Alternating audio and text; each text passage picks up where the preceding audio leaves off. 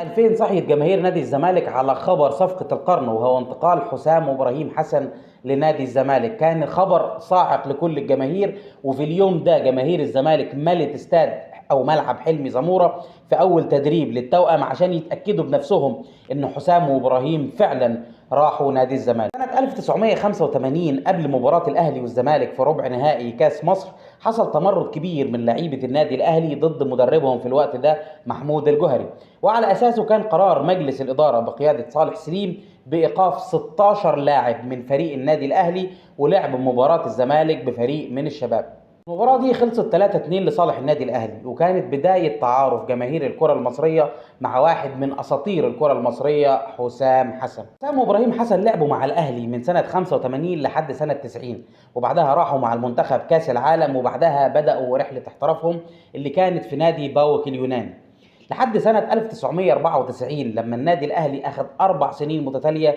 ما ياخدش الدوري العام. مع حسام وإبراهيم حسن إنهم يرجعوا تاني للنادي الأهلي عشان يساعدوا النادي الأهلي على الخروج من الكبوة دي، وبعدها فعلا حسام وابراهيم حسن رجعوا واخدوا الدوري مع الاهلي 7 سنين متتاليه. حسام حسن يعد افضل مهاجم في تاريخ الكره المصريه، اخذ مع الاهلي ومع الزمالك كل البطولات المحليه والقاريه، الدوري، الكاس، دوري ابطال افريقيا، كاس السوبر الافريقي.